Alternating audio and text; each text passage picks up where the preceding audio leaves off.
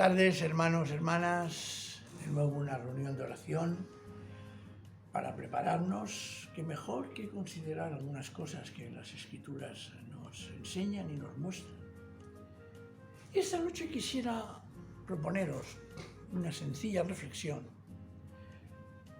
sobre nosotros los creyentes y lo que afirmamos. Afirmamos, y con razón, que hay dos expresiones en el Nuevo Testamento que, siendo diferentes en su estructura, sin embargo, en el fondo, dicen lo mismo. Una es la que encontramos en Juan, capítulo 3, y que Jesús le dice a Nicodemo: pues yo te aseguro que solo el que nazca de nuevo o de lo alto podrá alcanzar el reino de Dios. Y la otra expresión paralela en cuanto a sentido lo encontramos cuando Jesús afirma en Marcos 1:5, en el inicio de su ministerio, que dice: el tiempo se ha cumplido y ya está cerca el reino de Dios, convertíos y creed en el Evangelio. Ambas expresiones nos hablan de un cambio radical, en nuestro interior, y que se refleja necesariamente, y afirmo necesariamente, en nuestra vida.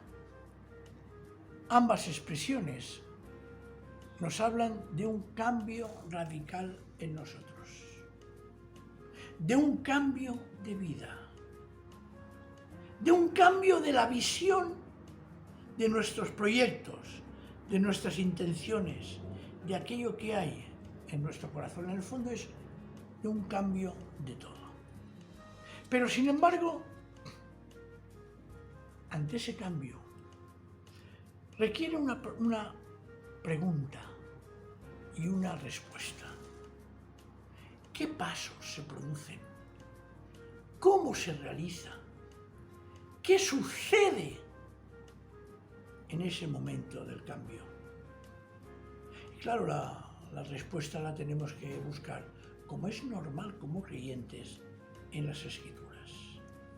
Y podemos encontrarla, claro que sí. Podemos encontrarla y darle la respuesta que el Señor quiere que le damos. ¿Y dónde vamos a ir? Pues a una conversión muy conocida, conocidísima, la conversión de Pablo. Porque en esa conversión de Pablo encontramos unos detalles que nos pueden servir a nosotros esta noche como elemento de reflexión y como elemento, cómo no, que es lo importante, de oración. ¿Qué sucedió cuando Pablo es interpelado en su camino a Damasco? Pablo responde ante ese encuentro con Jesús con algunas palabras que podemos aplicar a nuestra vida. En Hechos hay varias narraciones de la conversión de Pablo. Sin embargo, vamos a centrarnos en el capítulo 22 de Hechos, versículo del 9 al 11.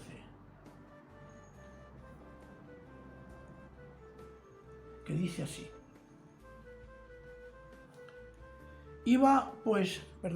6. Iba pues de camino Pablo, cuando cerca de Damasco, hacia el mediodía, dice Pablo, afirma, me envolvió de repente una luz deslumbrante que procedía del cielo. Caí al suelo y escuché una voz que decía: Saúl, Saúl, ¿por qué me persigues?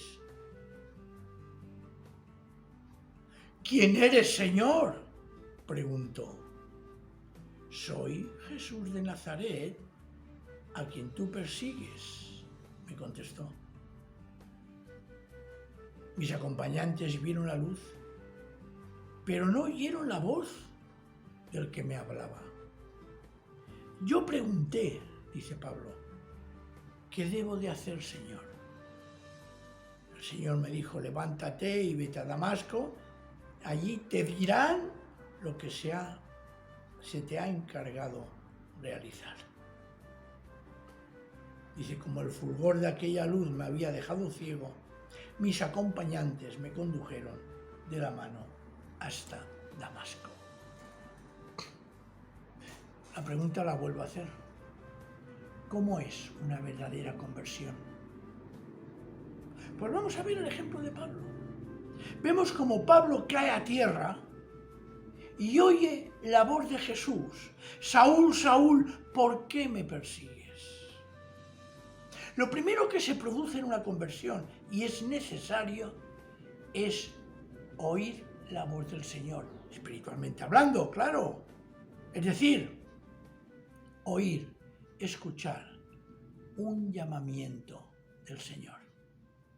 Ha de oírse y sonar con poder la palabra de Dios en nosotros, que somos interpelados por nuestra conducta. Pablo iba persiguiendo a la iglesia y quería en Damasco coger en la sinagoga de Damasco a los seguidores de Jesús y llevarlos a Jerusalén para ser juzgados. Eso es una actitud mala.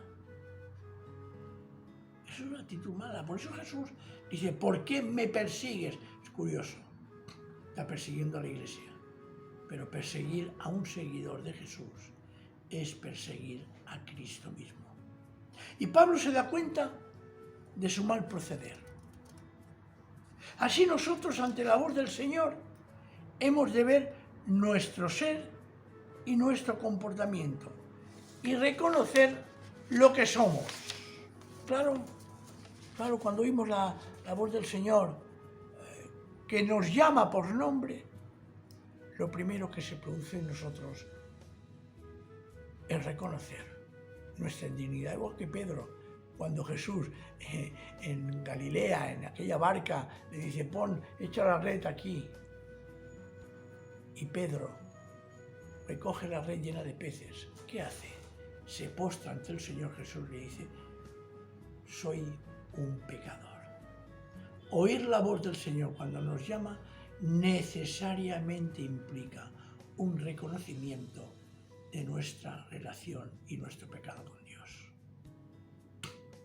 Y como Pablo entonces podemos preguntar, porque se pregunta, oye, muy bien, estoy oyendo tu voz, pero ¿quién eres, Señor? ¿Quién eres? Porque no siempre cambiamos de conducta por el Señor, sino a veces cambiamos de conducta porque nos interesa. ¿Cuántas veces pedimos perdón para obtener un beneficio? Porque tenemos miedo o porque simplemente deseamos un mejoramiento moral. Es posible, lo he dicho más de una vez, que haya mejoramientos morales, pero que eso no significa que haya una conversión. Hay muchos motivos que nos pueden llevar a cambiar nuestro comportamiento. La mejoría en el trabajo, una crisis matrimonial, familias, problemas familiares me refiero, o incluso una enfermedad. Sin embargo, si ante el reconocimiento de nuestros pecados preguntamos quién nos invita a hacerlo y escuchamos que se nos responde, soy Jesús a quien tú persigues, la respuesta y el cambio en nuestro corazón será el verdadero y el acertado.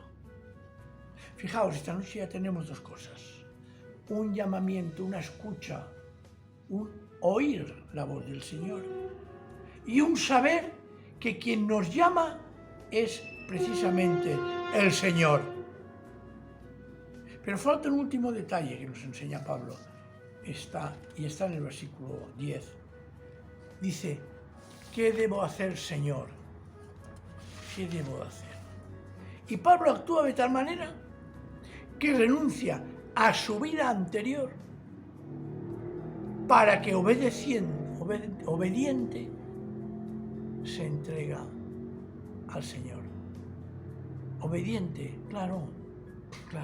Además, con una actitud curiosa. Al quedar ciego, necesita de los demás.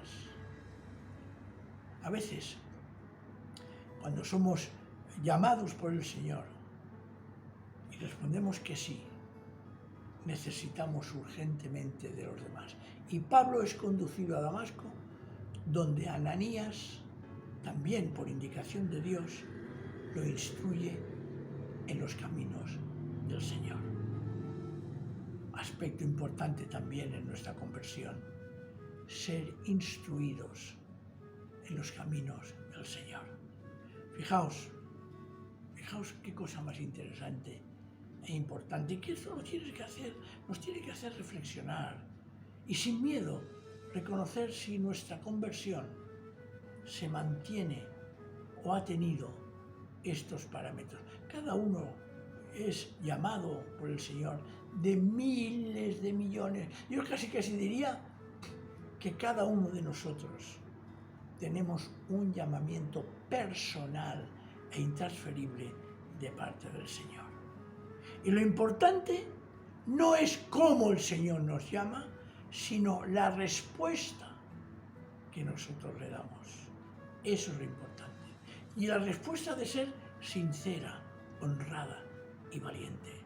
Por eso esta noche de oración, os pido que pensemos un momento. Cuando Jesús salió en nuestro camino, cuando Jesús salió, y valga la comparación, en nuestro camino a Damasco, ¿cómo escuchamos? ¿Cómo oímos la palabra de Dios? ¿Cómo oímos la voz de Jesús que dice, ¿por qué me persigues? ¿Cómo respondimos? ¿Le hicimos caso? ¿O le preguntamos, Señor, ¿quién eres? Dime quién eres. Y estuvimos atentos a la respuesta de Jesús, que dijo, yo soy Jesús, a quien tú persigues. Es importante tener esto presente.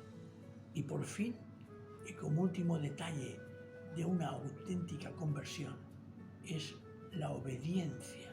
Una obediencia que lleva a la persona a un cambio radical de su actitud y de su vida. Una obediencia que le lleva a aprender lo que realmente tiene que aprender de las cosas del Señor. Por eso esta noche os propongo que al orar le pidamos al Señor que nos muestre y nos enseñe cómo hemos de vivir esa conversión, ese encuentro que tuvimos con Él en su momento y que nos está acompañando constantemente en nuestra vida. Sigamos adelante, hermanos y hermanas. Reflexionemos sobre este texto precioso de Hechos, capítulo 22, donde Pablo personalmente expone su conversión y nos enseña cómo hay que responder al llamamiento de Dios. Momentos de oración, momentos en que podemos derramar nuestro corazón ante el único que realmente vale la pena entregarse y escuchar sus palabras. Yo soy Jesús.